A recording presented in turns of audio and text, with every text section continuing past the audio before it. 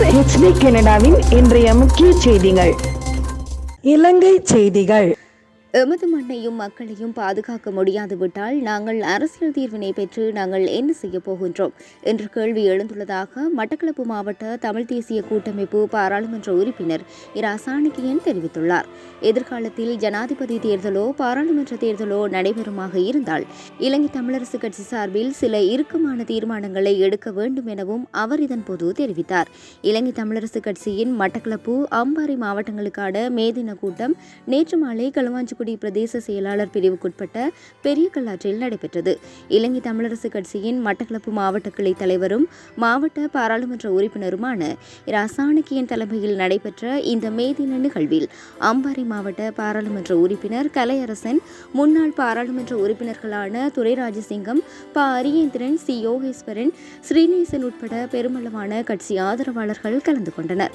இதன்போது தொழிலாளர்கள் உரிமையினை வெளிப்படுத்தும் வகையிலான ஊர்திகளுடனான மேதின ஊர்வலம் கோட்டை கல்லாற்றில் இருந்து ஆரம்பித்து பெரிய கல்லாற்று வரையில் வருகை தந்தது. பெரிய கல்லாற்று ஸ்ரீ சர்வார்த்த சித்தி விநாயகர் ஆலயத்திற்கு முன்பாக மேதின கூட்டம் சிறப்பாக நடைபெற்றது. இந்த கூட்டத்தில் சிறப்புரைகள் நடைபெற்றதுடன் மேதின சிறப்பு நிகழ்ச்சிகளும் ஏற்பாடு செய்யப்பட்டன.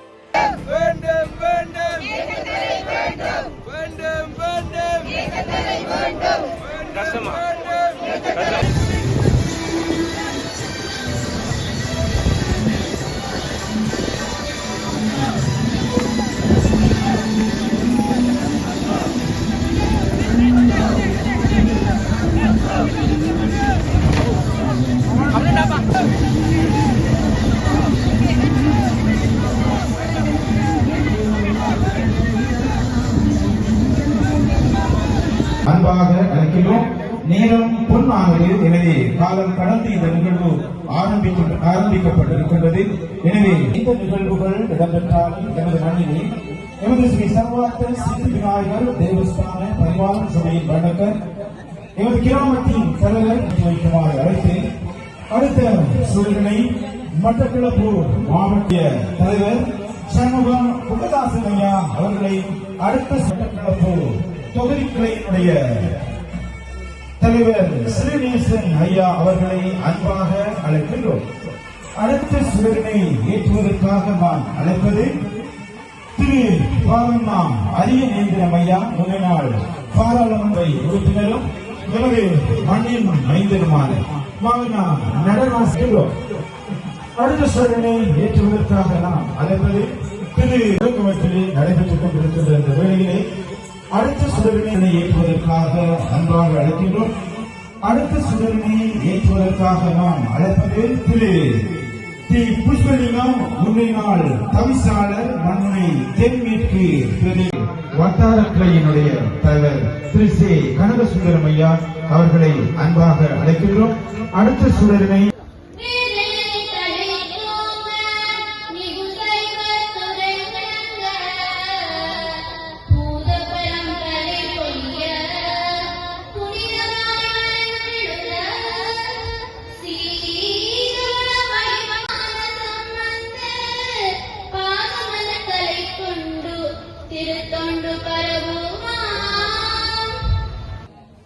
இறைவன் பரிபூரமான அருளையும் திருவருட் கடாட்சத்தையும் தந்தருள இறைவனை வேண்டி பிரார்த்தனை செய்து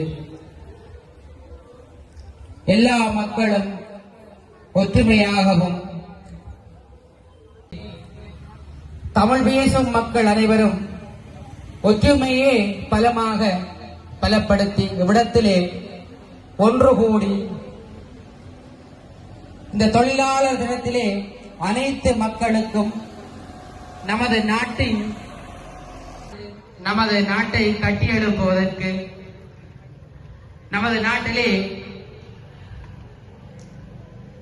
தமிழ் பேசும் மக்கள் மற்றும் சிங்கள மக்கள் அனைத்து மக்களும் மொழிகளால் ஒன்றிணைந்து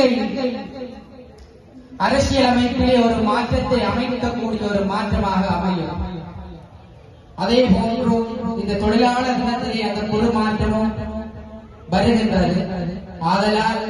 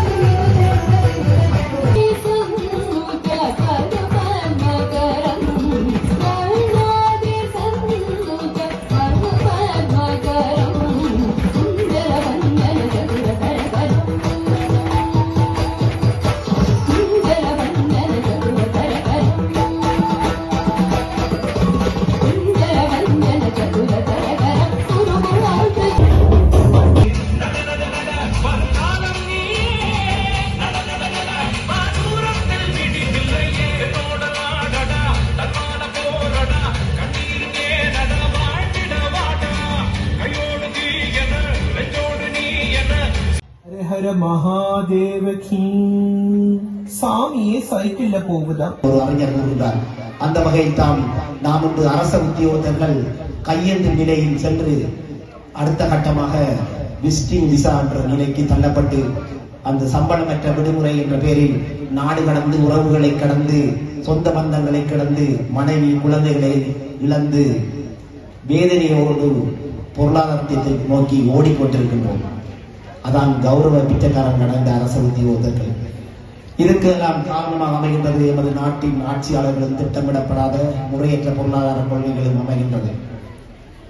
இது தொடர்பாக நாம் கடந்த 10 வருடங்களாக தொடர்ச்சியான முறையில் பல போராட்டங்களையும் பல தியாகங்களையும் எமது சங்கங்கள் ஊடாக தொடர்ந்து செய்து கொண்டு வருகின்றோம். அந்த வகையில் ஆசிரியர் சங்க செயலாளர் கூறியது போல் அதை அடக்கி ஒடுக்குவதற்காக அரசு தன்னால் பல முயற்சிகளை செய்து வருகின்றது. எமது தலைவர்களும் சிறையில் சென்று கொண்டிருக்கிறார்கள். சில குற்றப்புலனாய் பிரிவு என்ற பெயரில் அவர்களால் எமக்கான சில அழுத்தங்களும் மிரட்டல்களும் விடுக்கப்பட்டுக் கொண்டுதான் இருக்கின்றன. இருந்த போதிலும் அரச உத்தியோகர்களின் உரிமைகளுக்காகவும் அவர்களின் சம்பள உயர்வுக்காக நாம் இன்று வரை போராடி கொண்டுதான் இருக்கின்றோம். இந்த இடத்தில் உரிமை சார்ந்த அந்த அரசியலுக்காக தமிழரசு கட்சி இந்த மேடை அமைத்திருக்கின்றது. அதை நாங்களும் தொழிலாளர் உரிமைக்காக என்று பேசிக் கொண்டிருக்கின்றோம். அந்த வகையில் தமிழரசு கட்சிக்கு நன்றி கூற கடமைப்பட்டிருக்கின்றோம்.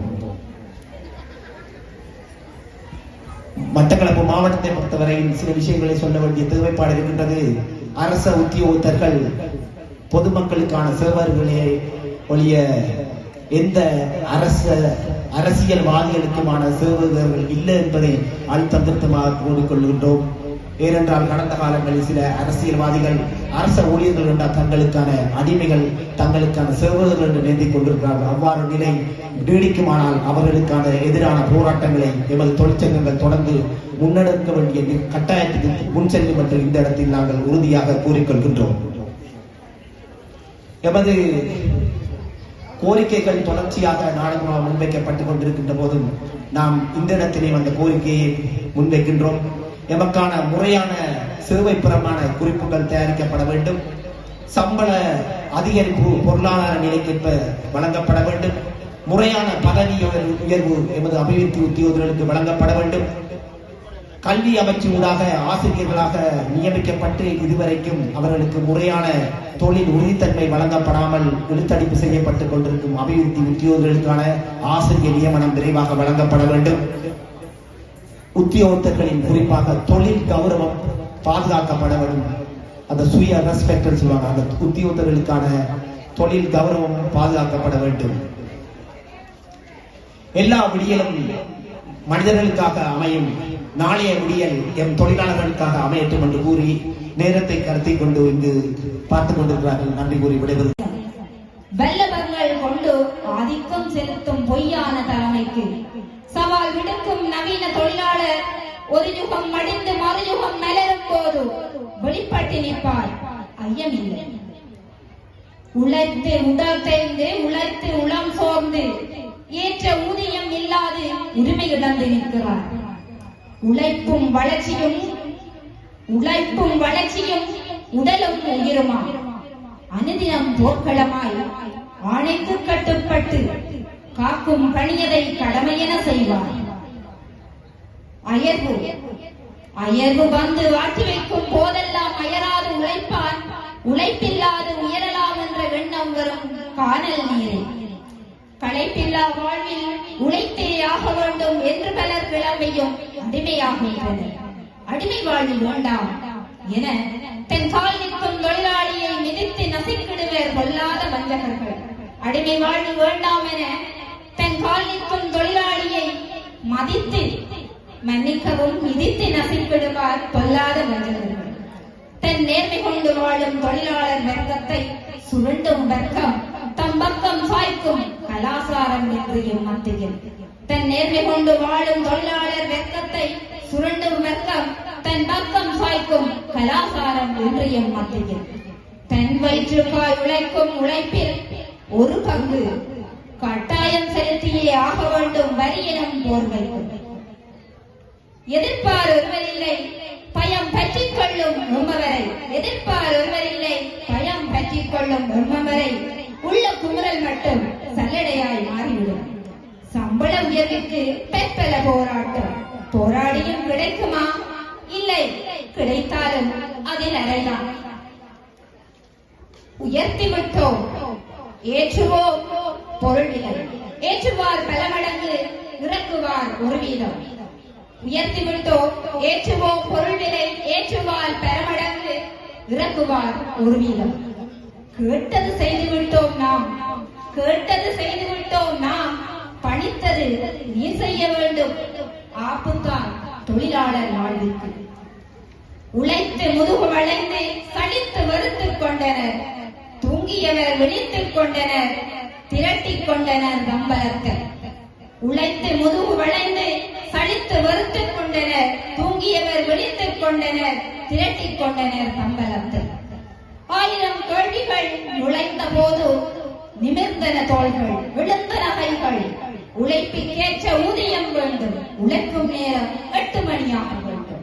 1000 கேள்விகள் நுழைந்த போது நிமிர்ந்தன தோள்கள், எழுந்தன கைகள். உழைப்புக்கேற்ற ஊதியம் வேண்டும், உழைக்கும் நேரம் 8 மணியாக வேண்டும்.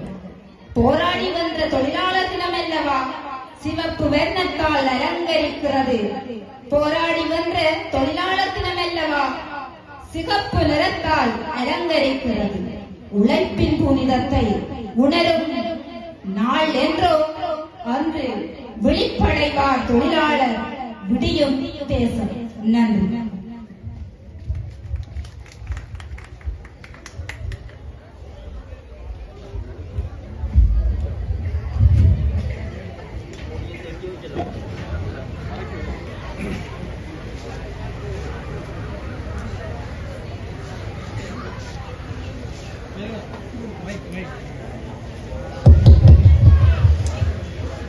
கூட்டமும் குறைகிறது, கதிரைகளும் காலியாகிறது. ஆகவே பொறுக்க வேண்டும் கவிதை என்ற செய்தி தெரிகிறது.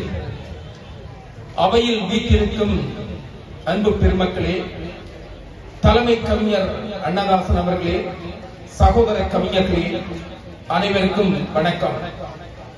விழிப்படைவர் தொழிலாளர், விடியும் தேசம். விழிப்படைவர் தொழிலாளர், விடியும் தேசம். சலிப்படைய வேண்டாம் மக்கள், ஜனநாயகத்தின் பெரும்பான்மை தொழிலாளர். சலிப்படைய வேண்டாம் மக்கள், சனநாயகத்தின் பெரும்பான்மை தொழிலாளர். விழிப்படைவார் ஒரு நாள், விடியும் அன்று தேசம். சலுகைக்காய் சாய்ந்து கிடந்தால் சர்வாதிகாரம் தொடர்ந்து செல்லும். உரிமைக்காய் எழுந்து நின்றால் உழைக்கும் வர்க்கம் வெல்லும் அன்று. ஒன்றுபட்டால் தொழிலாளர் வர்க்கம் அன்று பிறக்கும் புதிய தேசம். ஒன்றுபட்டால் தொழிலாளர் வர்க்கம் அன்று பிறக்கும் புதிய தேசம். பன்றிகளாய் உடல் வளர்க்கும் கூட்டத்தால் பலியாவது பாட்டாளி வர்க்கம். பலம் கொண்ட தொழிலாளர் வர்க்கத்தை பங்கு போட்டு பிரித்தாழ்வோர் யார்? பலம் கொண்ட தொழிலாளர் வர்க்கத்தை பங்கு போட்டு பிரித்தவர்கள் யார்? இனவாதம், மொழிவாதம் என்று இவர்களை பிரித்தவர்கள் யார்? சுயநல சிங்கள இனவாதத்தின் சூழ்ச்சிகளால் இவர்கள் பிரிந்தார்கள். சுயநல சிங்கள இனவாதத்தால் சூழ்ச்சிகளால் பிரிந்தார்கள் இவர்கள். சொந்தங்களை எதிரிகள் என்றெண்ணி சுட்டு சுட்டே மடிந்தார்கள். பாட்டாளி வர்க்கம் ஒன்றுதான், அதில் பாக பிரிவினைகள் கிடையாது. கூட்டாளிகளால் பாட்டாளி வர்க்கம் இணைந்தால் குவலயமே அவன் கையில் கிடைக்கும். கூட்டாளிகளாய் பாட்டாளி வர்க்கம் இணைந்தால் குவலயமே அவன் கையில் கிடைக்கும். உழவனாய், மீனவனாய், இன்னும் உள்ள தொழில்கள் யாவும் செய்து வளம் சேர உழைப்பவன் தொழிலாளி. அவன் வாழ்க்கையின் வறண்டு கிடக்கிறது. சோற்றிலே நாம் கைப்புதைக்க வேண்டும் என்று சேற்றிலே கால் புதைத்து செம்மையாய் உழைப்பவன் விவசாயி. ஆற்றில் கடலில் போராடி அமுத உணவளிப்பவன் தொழிலாளி. களிப்படைந்து தொழிலாளர்கள் காத்திரமாய் வாழ்வதற்கு, களிப்படைந்து தொழிலாளர்கள் காத்திரமாய் வாழ்வதற்கு விழிப்படைய வேண்டும் அன்று விடியும் புதிய தேசம். கொள்ளையடிக்கும் கொமிஷன் கூட்டம் வெள்ளையடித்து வெளிச்சம் காட்டினாலும், கொள்ளையடிக்கும் கொமிஷன் கூட்டம் வெள்ளையடித்து வெளிச்சம் காட்டினாலும் அள்ளி அள்ளி அரைமோத்தல் கொடுத்தாலும் எள்ளளவும் நம்ப வேண்டாம். எம்மின கலைகள் அவர்கள் அள்ளி அள்ளி அரைமோத்தல்கள் கொடுத்தாலும் இங்கு கல்லாறு கல்வியாராக மூழ்கி முத்தெடுக்கும் இந்த மண்ணுக்கும் மக்களுக்கும் முதல் வணக்கம். இந்த மண்ணுக்கும் மக்களுக்கும் முதல் வணக்கம். அடுத்து சபை வணக்கம். கவியரங்கிற்கு தலைமை அண்ணாதாசன் ஐயா கி துரைராஜசிங்கம். தமிழர் பண்பாட்டிற்கும் தனித்துவத்திற்கும் அடையாளம். அதனால் தமிழர் அரசியலில் பொதுச் செயலாளராக, மாகாண சபை அமைச்சராக, பாராளுமன்ற உறுப்பினராக அன்று பணி செய்யும் பதவிகளில் ஐயா, என் பேனா தலைகுனியும் போதெல்லாம் உங்கள் தாளை வணங்குவதாகவே உணர்கிறேன். நான் தமிழில் கொண்ட பற்றால் வந்த பிணைப்பால் என்பால் அவர்கள் காட்டிய அன்பால் என்றும் எனக்கு முன்னுதாரணமாய் இன்று கவிஞர்களாய் வீட்டிருக்கும் அண்ணன் திரு ப. அரியநேத்திரன், ஐயா திரு ஞாவண்ணா ஸ்ரீநேசன், சகோதரி திருமதி தர்சினி கலேஜன் ஆகியோருக்கும் இரண்டு கிடக்கும் எங்கள் தேசத்தின் விடியலுக்காய் கூடிப்பொழிகின்ற மேகக்கூட்டமாய் கூடியிருக்கும் மானத்தமிழர்களுக்கும் உழைப்பாளர் தின வாழ்த்துக்களோடு வணக்கங்களும். நான் நதியல்ல, ஒரு குட்டை. என் கவிதை ஒரு மணலையின் கிறுக்கல். இதில் இருக்கலாம் சறுக்கல். அதை பொறுத்து ஏற்றுக்கொள்வீர் அன்புடை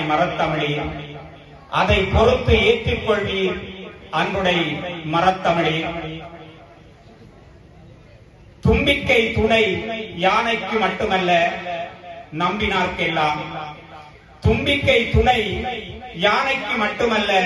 நம்பினார்க்கெல்லாம் வாழ்க்கை நம்பிக்கையில் இல்லை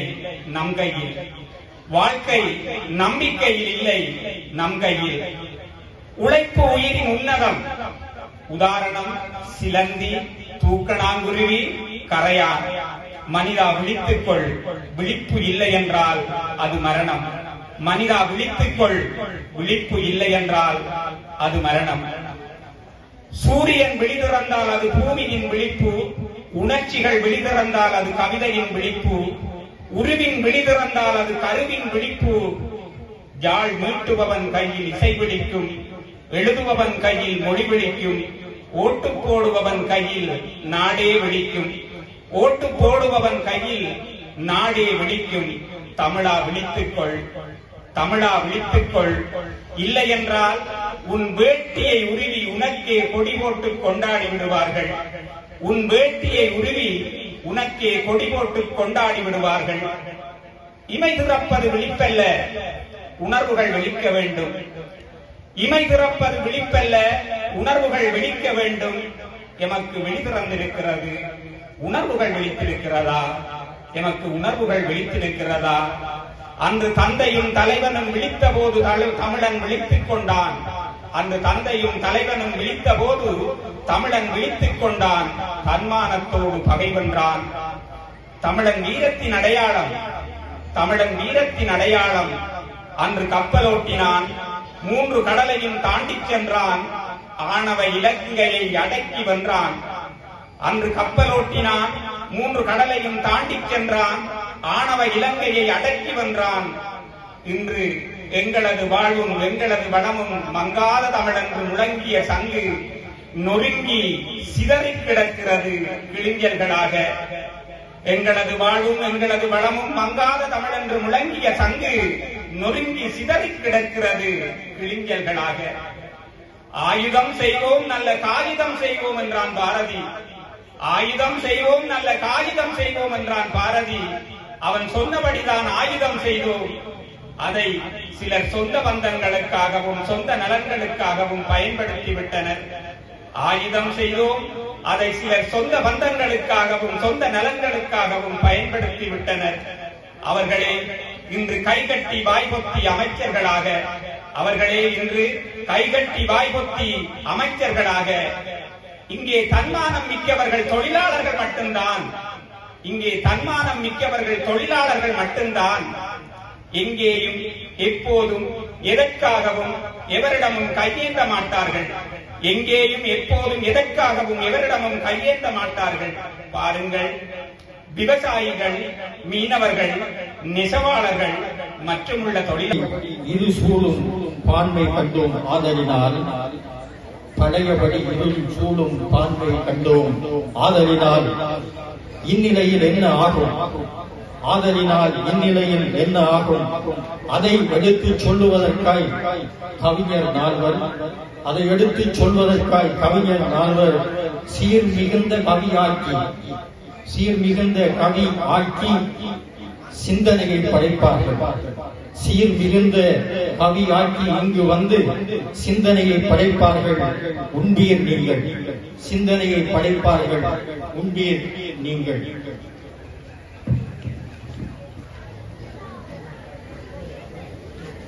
பட்டிமன்ற பேச்சாளர், பட்டம் பெற்ற பாரதியின் நன் மாதர். பட்டிமன்ற பேச்சாளர், பாரதியின் பட்டம் பெற்ற பாரதியின் நன்மாதர், பணி செய்தற்காய் திட்டமிட்டு ஆசிரியர் தொழிலை தேர்ந்தோர்.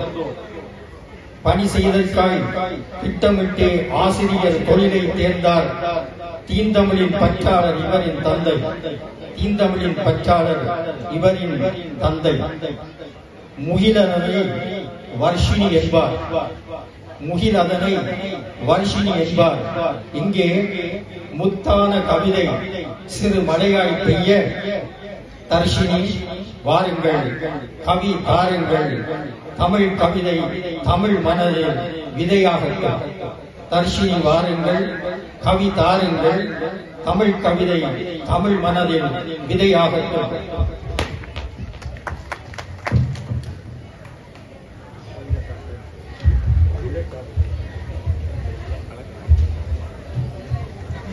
நேற்றமிழ் நயம்பட உரைத்து சொற்பொருள் பெருக்கி கற்றவர் கருத்துரு செதுக்கி நலம் தரும் கவிபல படைத்து வளம் காண்பதும் சேர்ப்பதும் செந்தமிழுக்கு சிகரமாகும். அனைவருக்கும் இந்நேர வணக்கம். விழிப்படைவார் தொழிலாளர் விடியும் தேசம். திறமையை உழைப்பாக்கி உலகத்தை உயர்த்திடும் உண்மை தொழிலாளியை உள்ளத்தால் வணங்குவோம். அனைவருக்கும் இனிய தொழிலாளர் தின வாழ்த்துக்கள். மகத்தான வாழ்வுதலில் மத்தாப்பு ஒன்றி வாழ விழிப்படைவார் தொழிலாளர் இத்தின நாளிலே தொழில் ஆள வந்தவர்கள் தன் நிறுதி மூச்சு வரை ஆண்டே போவார்கள். அடுத்த சந்ததிக்கும் கடத்தும் வரை சுரண்டல் செய்து வாழ்வோர் மத்தியில் உழைத்து வாழும் மக்கள் கூட்டம் இது. காடாகினும் மேடாகினும் கடுமையாக உழைத்திட்டு கால் வயிற்று கஞ்சிக்காய் நேர்மையாய் உழைத்திடும் மக்கள் இவர்கள். மெய்யான உழைப்பிற்கு மேதினத்தை அனுசரித்து மனிதநேயம் வளர்த்திடும் மேன்மையான மனிதர்கள். மாதமளவில் உழைத்து விடியும் ஓர் நாள் காத்திருந்து கை நிறைய எடுத்தாலும் இறுதி நாள் வந்து நிற்பது கடன்.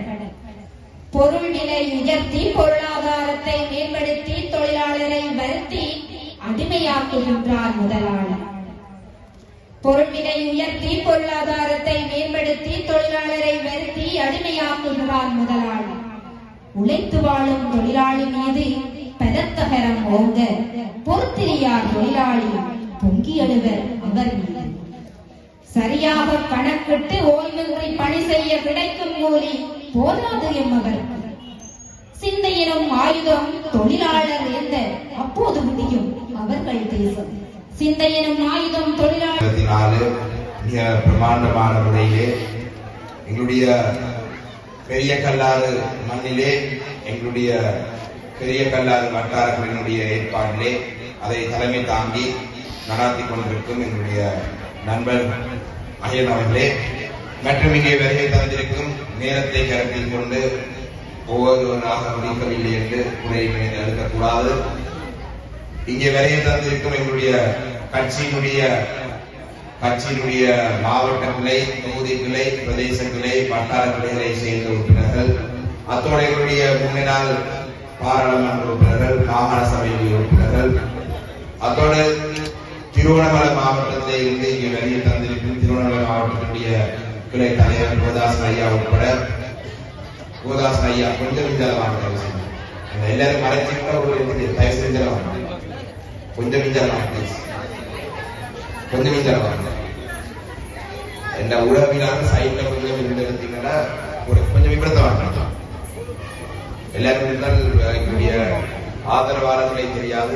அதோட எங்களுடைய அம்பாரம் வாலிபர் அணி மற்றது எங்களுடைய அனைத்து கட்சியினுடைய ஆதரவாளர்கள், பெரிய கல்லாத பொதுமக்கள் அனைவருக்கும் என்னுடைய மாலை நேர வணக்கங்களை நான் தெரிவித்துக் கொள்கிறேன். என்னுடைய உரையை முன்பாக எடுக்கிறதுக்காக ஒரு ஊடகங்கள் ஒரு அன்பான வேண்டுகோளை முன்வைத்திருந்தார்கள். அவர்களுக்கு செய்தி சம்பந்தமான செய்தியை சேகரித்து 7 மணிக்கு முன்பாக அனுப்ப வேண்டும் என்று சொன்னதற்காக நாங்கள் அதை முன்பாக இந்த உரையை மாற்றிருக்கின்றோம்.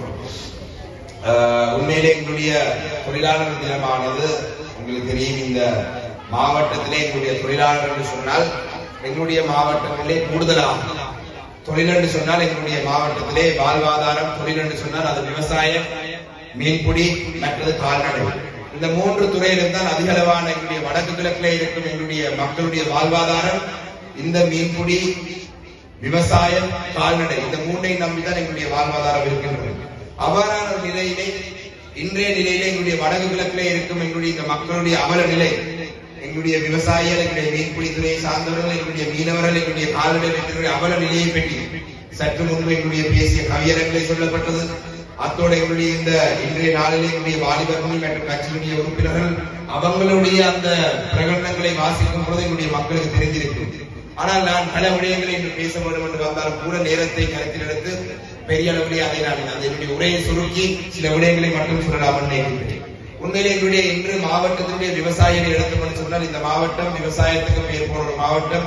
அதிலே நெல் பயிற்சி செய்கிற விவசாயிகளை எடுத்தீர்கள் என்று சொன்னால் உண்மையிலே இந்த தொடர்ச்சியா இந்த நாட்டிலே இந்த இனவாதம் பிடிச்ச அரசாங்கம் தொடர்ச்சியா எங்களுடைய நாட்டிலே விவசாயிகள், எங்களுடைய மண்ணிலே விவசாயிகள் குறைந்தது எங்களுடைய விவசாயிகளுக்கு ஒரே ஒரு விடயம், இந்த பெரும் போகம் இல்லாட்டி இடக்கால போகம் செய்யும் பொழுது இந்த போகங்களுடைய நீங்க தேதியை கிழக்கு மாகாணத்தில் மட்டக்களப்பு மாவட்டத்தை நீங்கள் மையமாக வைத்துக் கொண்டு அந்த தேதியை அறிவித்தீர்களாக இருந்தால் ஏனென்று சொன்னால் எங்களுடைய மலையை நம்பி விவசாயம் செய்கிற மக்கள் அடி மட்டக்களப்பு மாவட்டத்தில் விவசாயம் செய்கிற மக்கள் முதலாவது ஆரம்பத்திலே வந்து விதிச்சு விட்டார்கள். அதுக்குரிய காரணம் காலநிலை.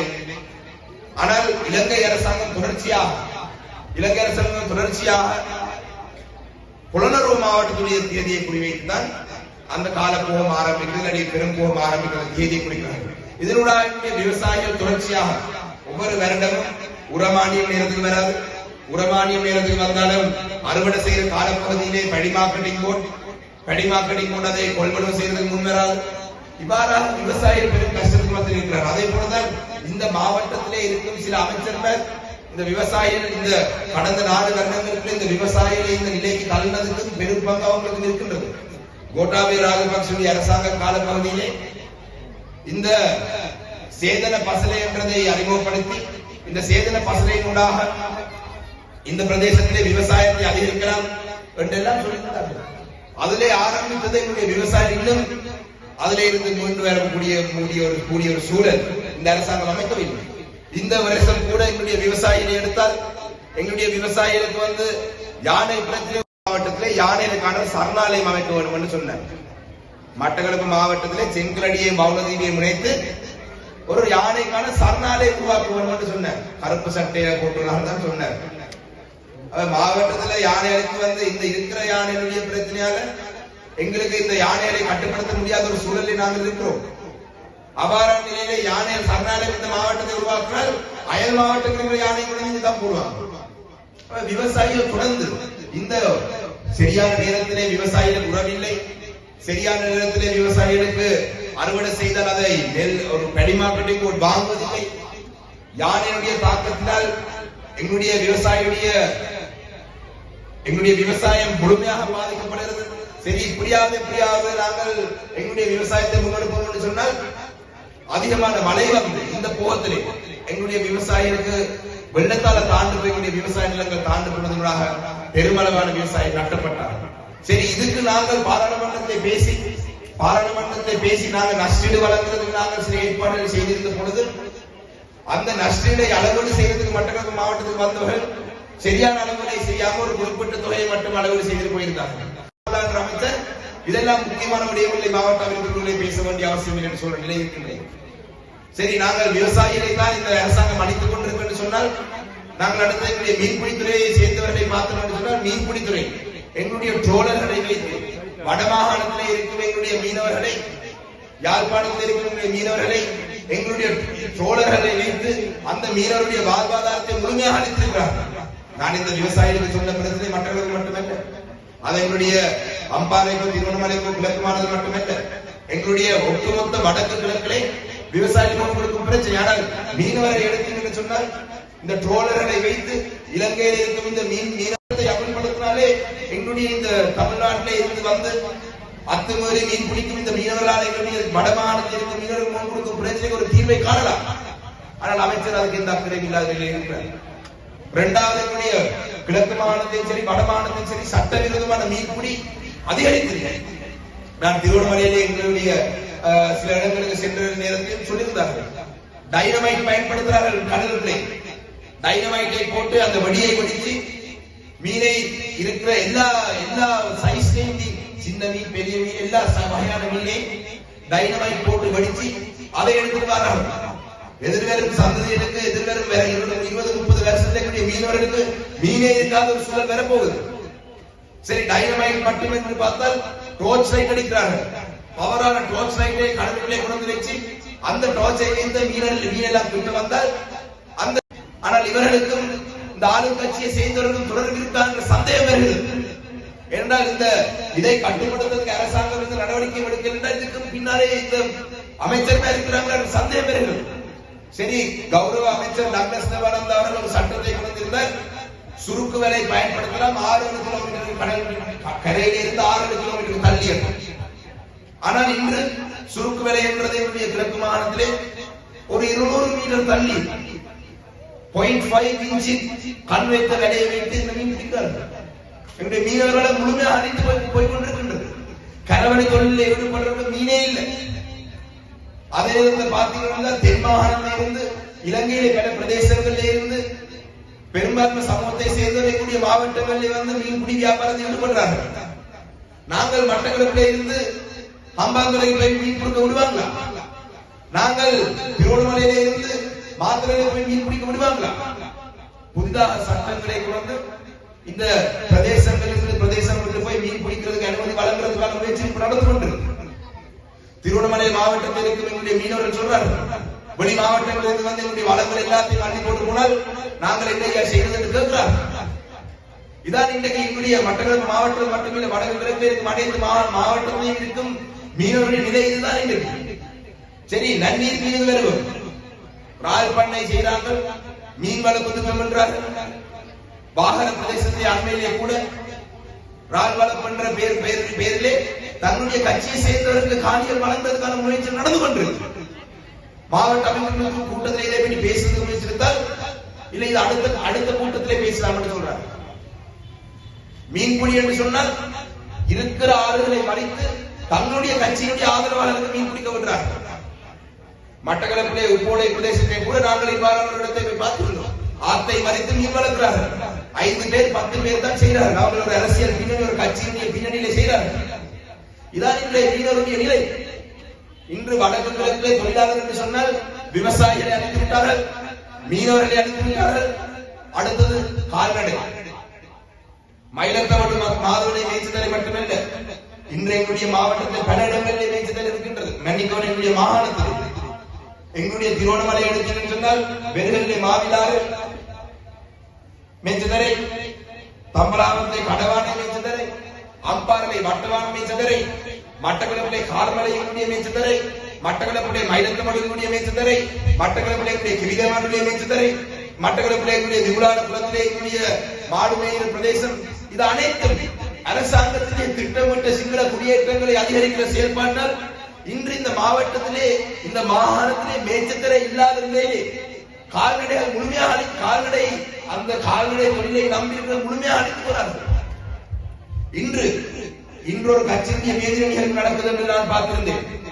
எங்களுடைய மாவட்டத்தை எங்களுடைய தமிழரசு கட்சியை பொறுத்தளவிலே இங்கே வருகை தந்தவர்கள் கொடுத்தது ஒரு வடையும் வாழைப்பழமும் தண்ணி போட்டு ஒரு வடையும் ஒரு வாழைப்பழமும் தண்ணி போட்டு தான் கொடுத்தனாங்க. அதுவும் எங்களுடைய கட்சியில் இருக்கிறவர்கள் கொஞ்சம் கொஞ்சமா காசு சேர்த்து கொடுத்தனாங்க. இன்றொரு மேதிர நிகழ்வு நடக்குது மட்டக்களப்பிலே. இன்னொரு இடத்துல மோட்டார் பைக் கொண்டு வந்தால் 1500 ரூபாய். மோட்டார் பைக்கு முழுமையாக பெட்ரோல் அடிச்சு கொடுப்பார்கள். மதியத்துக்கு சாப்பாடுக்கு பிரியாணி, இரவு குடிக்கிறதுக்கு என்ன கொடுத்திருப்பாங்க என்னன்னு தெரியாது. காப்போத்துல அரை போத்துல புல் போத்தலான்னு தெரியாது. இரவு குடிக்கிறதுக்கு சாராயம் கொடுக்குறாங்க. ஆனா இந்த கூட்டத்துக்கு இங்கே வருகை தந்த எவருக்குமே 1 ரூபா காசு நாங்கள் கொடுக்கவில்லை. அவர்கள் தான் காசு கொடுக்கிறார்கள். எங்களுடைய கட்சி இலங்கை தமிழரசு கட்சி மேதின கூட்டத்திலே இன்று எங்களுடைய 1000 கிட்டத்தட்ட 1000க்கும் மேதிமா வந்து எவருக்குமே 1 ரூபா செலவழிக்காமல் தான் எங்களுடைய கட்சிக்கு இந்த அளவு மக்கள் திரண்டு வந்தார்கள். எங்களுடைய கூட்டங்களிலே இந்த அளவு மக்கள் 1 ரூபாய் செலவழிக்காமல் இந்த அளவு மக்களுடைய வருகை இருக்கின்றால் நாங்களும் செலவு செய்தால் இந்த மட்டக்களப்பு மாவட்டத்திலே இருக்கும் அனைவரை ஒரு இடத்துக்குள்ளே நாங்கள் கொண்டு வரக்கூடிய ஒரு சூழல் இன்று இருக்கின்றது என்று சொல்ல வேண்டும். ஆனால் சரி, 1500 ரூபாய் கொடுத்துதான் கொண்டு போறீங்க. இன்று நான் சொன்ன இந்த மேச்சத்தரை பிரச்சனை சம்பந்தமாக மட்டக்களப்பு மாவட்டத்திலே மயிலத்தமடு மாவட்ட பிரதேசத்திலே 200க்கும் மேலதிகமான நாட்கள் ஒரே இடத்திலே ஆர்ப்பாட்டத்தில் ஈடுபட்டார்கள் பண்ணையாளர்கள். இன்று இந்த கட்சியை சேர்ந்த பிரதிநிதிகள் அந்த பண்ணையாளர்களை கடந்து தங்களுடைய மேதின நடக்கும் இடத்துக்கு போகும் காரணத்தால் அந்த பண்ணையாளர் ஆர்ப்பாட்டம் இங்கே இருக்கும் பலர் அந்த பண்ணையாளருடைய ஆர்ப்பாட்ட இடத்துக்கு போயிருப்பீங்க. அந்த ஆர்ப்பாட்டம் நடக்கும் இடத்துக்கு முன்பாக ஒரு பஸ்ஸை போட்டு போலீஸ் பஸ்ஸை போட்டு அந்த பண்ணையாளருக்கு ரோட்டை தெரியாத பண்ணையாளர்களை மறைத்து என்ன பயம் புள்ளியால் கூட அவருக்கு பண்ணையாளருக்கு முன்னால போ பயம் ரோட்டுக்கு முன்னுக்கு நொறிய போட்டு, அதாவது அந்த ஒரு போலீஸ்ல எங்களுக்கு ஒரு விசாரணை பிரிவு இந்த பொல்லு இந்த டியர் கேஸ் கண்ணீர் புகை மற்ற அந்த தடுப்பு பிரிவு ஒரு 200 தடுப்பு பிரிவை கொண்டு அந்த பண்ணையாளரை தன்னுடைய ஆர்ப்பாட்டத்தை முடக்கி வைத்துதான் தங்களுடைய மேதிரணிகளுக்கு இன்றைக்கு போறார்கள். அவர் எதுக்காக ஆர்ப்பாட்டத்தில் ஈடுபடுறார்கள்? அவர் இந்த மேச்சத்தரையை ஒரு மேச்சத்தரையாக வர்த்தமானி மூலம் அழிக்க வேண்டும் என்றதுக்காக போராடுறார்கள். தங்களுடைய வாழ்வாதாரத்தை அளிக்கும் பெரும்பான்மை சமூகத்தை வெளியேற்ற வேண்டும் என்று போராடுறார்கள். தங்களுடைய கால்நடைகளுக்கு கொடுக்கிறதுக்கு புல்லுமில்லை தண்ணீர் என்று போராடுறார்கள். இவ்வாறான ஒரு நிலையிலே மட்டக்களப்பு மாவட்டத்தினுடைய மக்களால் தெரிவு செய்யப்பட்ட பிரதிநிதி ஒரு பஸ்ஸை போட்டு காவல்துறையை பயன்படுத்தி பண்ணையாளர்களை மறைத்து தங்களுடைய மேதின நிகழ்வுக்கு போறேன்னு சொன்னார்கள். அந்த மேதின நிகழ்வு எவ்வாறான ஒரு நிகழ்வு என்றதை இன்றைய அனைவரும் புரிந்து கொள்வாங்க. 1500 ரூபாய் கொடுத்து போன இந்த மோட்டார் பைக்ல போன ஒரு சிலர் அந்த பண்ணையாளர்களுக்கு மூச்செடுக்கிற அளவுக்கு புகை வரும் அளவுக்கு மோட்டார் சைக்கிளை வைத்து பின் டயரை சுழட்டி அந்த பண்ணையாளர்களுக்கு மூச்செடுக்காத அளவுக்கு அந்த இடத்திலே நடந்து கொண்டுதான் போயிருக்கிறார்கள். 1500 ரூபாய் கிடைத்து பெட்ரோல் கிடைத்து காகுப்பின் கிடைத்தால் அப்படிதான் பண்ணையாளருக்கு மூச்செடுக்காத நிலையிலே பண்ணையாளர்கள் இருந்திருக்கிறார்கள். அவை இன்று எங்களுடைய மேச்சத்தரையை இழந்து 3வது பிரதானமான வாழ்வாதாரம் மீன்பிடி அழித்தாச்சு, விவசாயம் அழித்தாச்சு, கால்நடை இதையும் அழித்தாச்சு. அவை இன்று எங்களுடைய மாவட்டத்தில் இருக்கும் வடகிழக்கிலே இருக்கும் பிரதானமான வாழ்வாதாரத்தை அனைத்தையும் அழித்து போட்டு இன்று தமிழ் மக்களை எவ்வாறு வாழ வேண்டும் என்று இவர் நினைக்கிறார்கள். மீன்பிடி எடுத்தால் கெரிசின் மண்ணெண்ணுடைய விலை எப்பயோ குறைத்திருக்கலாம். 360 ரூபாய் அமெரிக்கன் டாலர் போன நேரம் இருந்த மண்ணெண்ணெய் விட இப்ப கொஞ்சம் தான் குறையும். இன்றைக்கு அமெரிக்கன் டாலர் 60 ரூபாய்க்கு இந்த மீனவருக்கு மண்ணெண்ணெய் கொடுக்க வேண்டும் நினைத்திருந்தால் எப்பயோ குறைத்திருக்கலாம். ஆனால் அதை செய்யவில்லை. இன்று காலையிலே கூட விலை குறைக்கப்பட்டு கொஞ்சம் தான் குறைச்சிருக்காங்க. சரி, மீன்பிடியை அடிக்கிறீர்கள், விவசாயிகள் அடிக்கிறீர்கள், கால்நடை அடிக்கிறீர்கள், மிச்சம் இருக்கிற அரச தொழிலே ஈடுபட்டவர்கள். இன்று எங்களுடைய ஆசிரியர் சங்கத்துடைய பிரதிநிதி பேசினார். இன்றைக்கு எங்களுடைய அபிவிருத்தி தலைவருடைய அபிவிருத்தி உத்தியோகஸ்தருடைய சங்கம் பேசியிருந்தார்கள். அதை விட பலர் பேச வேண்டும் என்ற ஆர்வம் இருந்தாலும் தமிழரசு கட்சி மேடையிலே வந்து பேசினால் பழிவாங்கப்படுவார் என்பதற்காக பல செய்திகளை சொல்லியிருக்கிறார்கள். இன்று டெங்குக்காக எடுக்கப்பட்ட டெங்கு அசிஸ்டன்ட் சொல்லப்பட்டவர்கள் 700 நாட்களாக வேலை இல்லாமல் வீதியில் இருக்கிறார்கள். ப்ராஜெக்ட் அசிஸ்டன்ட் எங்களுடைய முன்னாள் பாராளுமன்ற உறுப்பினர் இருக்கிறார்கள். அவர்கள் வழங்குவதில் ப்ராஜெக்ட் அசிஸ்டன்ட் நியமனம் இன்னும் அவர்களை வேலை இல்லாமல் இருக்கிறார்கள். இன்றைக்குரிய கிராம சேவகர்கள் சார்ந்தம் சொல்கிறார்கள், இந்த மேடையில வந்து எங்களுடைய தொண்டை பெரிய கலைக்கோடும் கூட இருக்கு, ஆனா நாங்க வர முடியாது என்ற எங்களை இடமாற்றி விடுவாங்க. இன்று ஹெல்த் அசிஸ்டன்ஸ் சொல்றார்கள், தங்களுக்கு அந்த கிடைக்க வேண்டிய பல சலுகை இன்னும் இல்லாமல் நிலையில இருக்குன்னு சொல்றார்கள். இப்படியே சொல்லிட்டு போலாம். இன்று ஆசிரியர்களுக்கு அந்த கொடுக்கிற சம்பளம் வேலைக்கு போயிட்டு வருவதற்கு கூட போதாத நிலை. பெட்ரோல் அடிச்சால் மாதம் சம்பளம் முடிஞ்சு, டெவலப்மெண்ட் ஆபீஸருக்கு போனா அந்த சம்பளம் முடிஞ்சு. இதான் இன்றைக்கு மீதி இருக்கிற எங்களுடைய மக்களுடைய வாழ்வாதாரம். விவசாயம், மீன்பிடி, கால்நடை, அரசு தொழில் ஈடுபட்ட அனைத்த நிலையிலே இன்னும் 2024ஆம் ஆண்டு நாங்கள் மேதை நிகழ்வு இருக்கிறோம். நான் கூடுதலாக நேரம் பேசவில்லை, பேச விரும்பவில்லை, பேச விருப்பம், ஆனால் இன்றைக்கு பேசவில்லை. உண்மையிலே நாங்கள் அண்மையில 27ஆம் தேதி தந்தை செல்வாயுடைய 47வது ஆண்டு நிகழ்வுக்கு மிக பிரமாண்டமான ஒரு நிகழ்வு கொண்டு திருவண்ணாமலை மாவட்டத்தில் ஏற்பாடு செய்யப்பட்டிருந்தது. அதிலே பேசப்பட்ட சில விடயங்கள், தந்தை செல்வா அவர்கள் சொன்ன விடயங்கள், அவர் ரெண்டு விடயங்களை மிக முக்கியமாக சொல்லியிருக்கிறார். தமிழ் மக்களை பாதுகாப்பது என்று சொன்னால், தமிழ் மக்களுடைய அரசியல் உரிமை நாங்கள் பெறுவதாக இருந்தால், ஒன்று எங்களுடைய மக்களை நாங்கள் பாதுகாக்க வேண்டும், இரண்டாவது எங்களுடைய மண்ணை பாதுகாக்க வேண்டும். இன்று தமிழ் மக்கள் எங்களுடைய மண்ணை பாதுகாக்க முடியாத நிலையில் இருக்கிறோம். இன்று எங்களுடைய மக்களை நாங்கள் பாதுகாக்க முடியாத நிலையில் இருக்கிறோம்.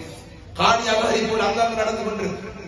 இலுமினாய்ட் ஒரு பக்கத்தால அனுமதி வழங்க போறார்கள், ஒரு பக்கத்தால ராஜ் கொண்டு கொண்டு போறார்கள், ஒரு பக்கத்திலே சிவில் பாதுகாப்பு பிரிவுக்கு முந்திரி நாட்டுறதுக்கு சொல்லி ஒரு பக்கத்தால காணி கொடுக்கிறார்கள். தொல்பொருள் என்ற பெயரில் எங்களுடைய காணி அபகரிப்பு நடந்திருக்கு. ஃபாரஸ்டினுடைய செயல்பாட்டை இன்று காணி அபகரிப்பு நடந்து கொண்டிருக்கு. இன்று காலையில கூட ஃபாரஸ்ட் பிரதேசத்துக்குள்ள பணியாளர் சென்றதாக சொல்லி 2 பணியாளர்களை கைது செய்திருக்கிறார்கள். இவ்வாறு காணி அபகரிப்பு அரசாங்கத்துடைய அனுசரணை கூட நடந்து கொண்டே இருக்கு.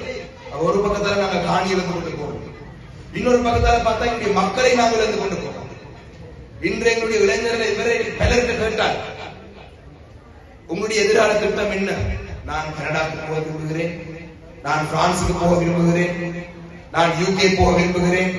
இங்கே இருக்கிற சிலர் என்னை பார்த்து சிரிக்கிறார்கள், அவர்களும் இந்த போற பட்டியலில் இருக்கிறார்கள் கூட தெரிகிறது. இளைஞர்கள் இன்று வெளியேறுவதுதான் நிலைமையாக இருக்கின்றது. இன்று இளைஞர் வெளிநாடு போற நிலையில இருக்கிறார்கள். இவ்வாறான நிலையை நாங்கள் எங்களுடைய அரசியல் உரிமை பெறுவதாக இருந்தால், இந்த மக்களை மண்ணை பாதுகாக்க முடியாவிட்டால், அதுக்கு பிறகு நாங்கள் எங்களுடைய அரசியல் தீர்வை பெற்று நாங்கள் என்ன செய்ய போறோம் என்ற கேள்வியை நாங்கள் கேட்க வேண்டும்.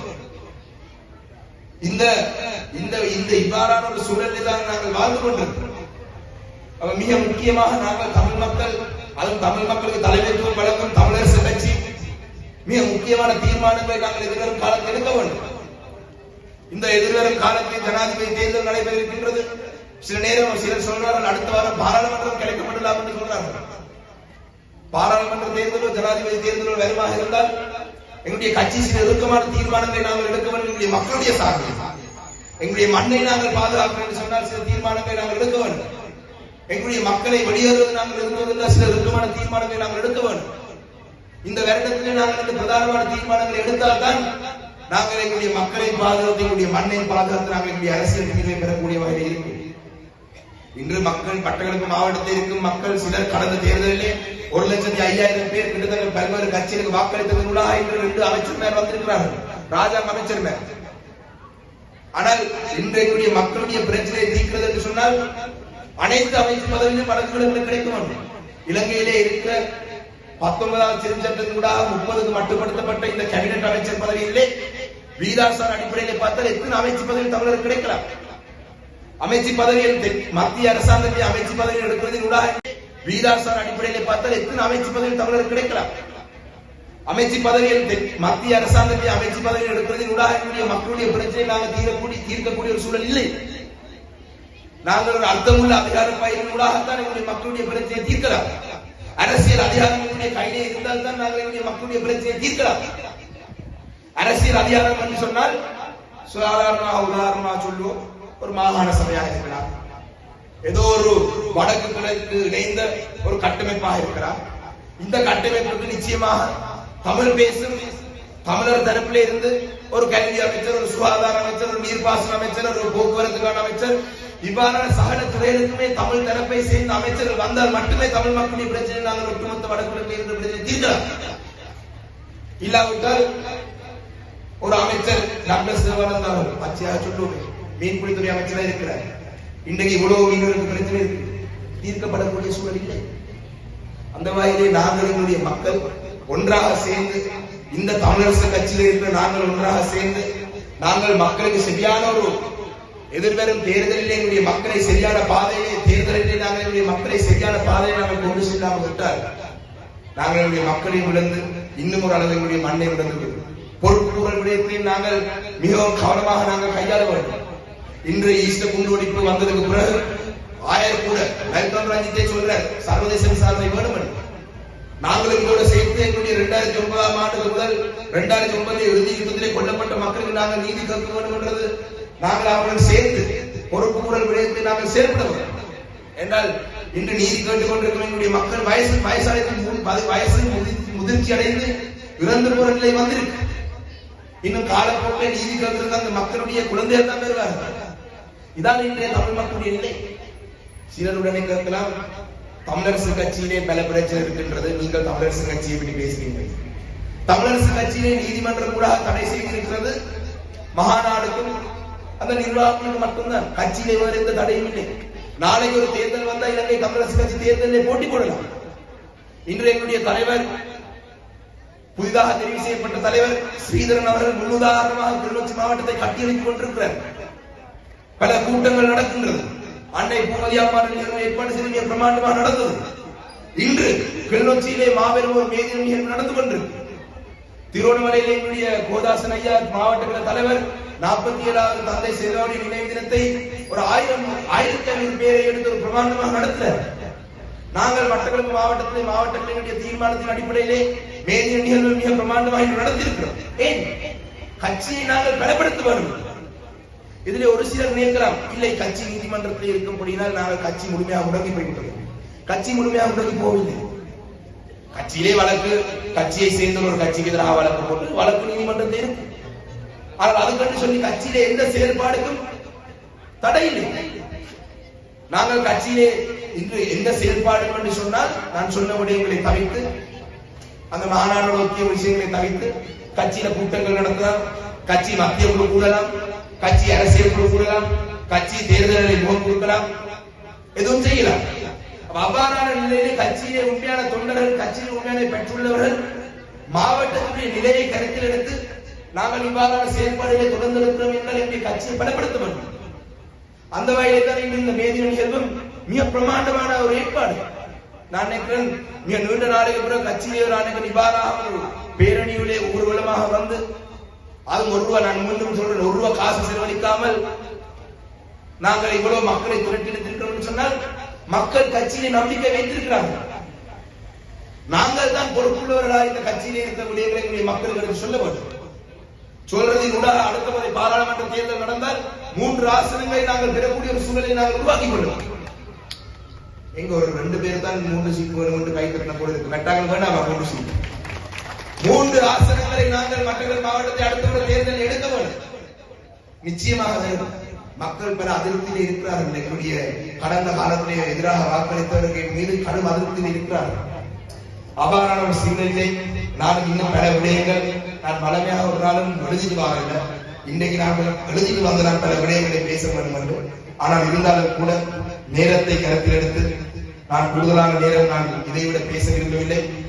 இறுதியாக பெரிய கண்டாறு வட்டார கிளைக்கு என்னுடைய வாழ்த்துக்களை நாங்கள் அனைவரும் ஒன்றாக இணைந்து கைதட்டி எங்களுடைய பெரிய கண்டாறு, கோட்டை கண்டாறு, வட்டார கிளைகளுக்கு எங்களுடைய வாழ்த்துக்களை தெரிவிக்க வேண்டும். என்னால் இந்த மேதின கூட்டம் நடத்த வேண்டும் என்று சொல்லும் பொழுது நாங்கள் மாவட்டத்தில் இருந்து ஒரு சில இடங்களை பற்றி பேசினோம். இல்லை அங்க முடியாது, இந்த முடியாது சொன்னாங்க. நான் சொன்ன ஒரே ஒரு ஆப்ஷன் இருக்கு. பெரிய கல்லாறு அகிலத்துக்கு கால் எடுப்போம், நிச்சயமாக வருவோம்னு சொல்லுவாங்க. கால் எடுத்து நான் சொன்ன அகில நான் ஸ்பீக்கர் போன்ல போட்டு காய்ப்பேன். இந்த பெரிய கல்லாத்தை இந்த ஒரு மேதின கேள்வி செய்யலாம், ஒரு பிரச்சனை இல்லை, என்ன செய்ய வேண்டும் சொல்லுங்க, எப்ப செய்ய வேண்டும் சொல்லுங்க, அவ்வளவுதான் நான் சொன்னாங்க. அதனை தொடர்ந்து எங்களுடைய மகளிர் அணி தலைவி மற்றும் எங்களுடைய கோட்டைக்காலாறு வட்டாரத்தை சேர்ந்த ரஞ்சினியா, இவர்கள் இருவரும் இணைந்து இந்த பிரதேசத்திலே கூட்டங்களை நடத்தி வட்டாரத்துல கூட்டம் நடத்தி, பிரதேசத்துல கூட்டம் நடத்தி, தொகுதிகளை கூட்டம் நடத்தி, வட்டாரத்துக்கண்டு மகளிர் அணியை கட்டமைப்பு உருவாக்கி, பிரதேசத்துக்கண்டு மகளிர் அணி இளைஞர் அணி கட்டமைப்பு உருவாக்கி நாங்கள் கடந்த ஒரு 3 வாரமாக இரவு பகலாக உழைத்துத்தான் இங்கு இவ்வளவு பெரிய ஒரு வெற்றியை கண்டிருக்கிறார்கள். அந்த வகையிலே உண்மையிலே இந்த பெரிய கல்லால் கோட்டை கல்லால் நமது நாட்டில் குறை வைத்தோடு தொழிலாளர்கள் மற்றும் அதிக மக்கள் வாழும் அவலம் ஏற்பட்டுள்ளது. இவை அனைத்திற்கும் 75 ஆண்டு காலமாக இந்த நாட்டினை ஆட்சி செய்த அதிகார வர்க்கமும் அதற்கு சார்பாக செயல்பட்ட அதன் உறவாளர்களும் காரணங்களாக இருந்தனர். இதனை அவர்களே பொறுப்பேற்க வேண்டும். இதனை விடவும் காணாமல் ஆக்கப்பட்ட உறவுகளின் ஏக்கம், கண்ணீர், வாழ்வாதாரம் என்பனவற்றிற்கும் இன்றைய ஸ்ரீலங்கா அரசாங்கம் பொறுப்பு கூறவில்லை, நீதி வழங்கவில்லை. அரசியல் கைதிகள், முன்னாள் போராளிகள், மாற்றுத்திறனாளிகள், விதவைகள், ஏவிகள் ஆகியோருக்கான விடுதலை பரிமாற்றங்கள் அரசினால் மேற்கொள்ளப்படவில்லை. எனவே அரசின் பொறுப்பற்ற தாந்தோங்கித்தனமான செயல்களால் பாதிக்கப்பட்ட தொழிலாளர்கள் உட்பட பாதிப்புக்கு உள்ளான சகலருக்குமான நீதி நிவாரணம், பரிகாரம் அனைத்தும் அரசினால் மேற்கொள்ளப்பட வேண்டும் என்பதை மட்டக்களப்பு மாவட்ட 2024 ஆண்டிற்கான மேற்ன பிரகடனமானது ஜனாதிபதியையும் அரசாங்கத்தினையும் வலியுறுத்தி கையளிக்கின்றது. இவை அனைத்திற்குமான தீர்வு என்பது தமிழர்களுக்கான தேசிய இனப்பிரச்சினைக்குரிய நியாயமான தன்னாட்சி சார்ந்த கூட்டாட்சி முறைதான் என்பதையும் எமது மேலின பிரகடனம் ஸ்ரீலங்கா அரசுக்கும் சர்வதேச சமூகத்திற்கும் மீண்டும் ஒரு முறை வலியுறுத்துகிறது. இலங்கை தமிழரசு கட்சி, பெரிய மட்டக்களப்பு.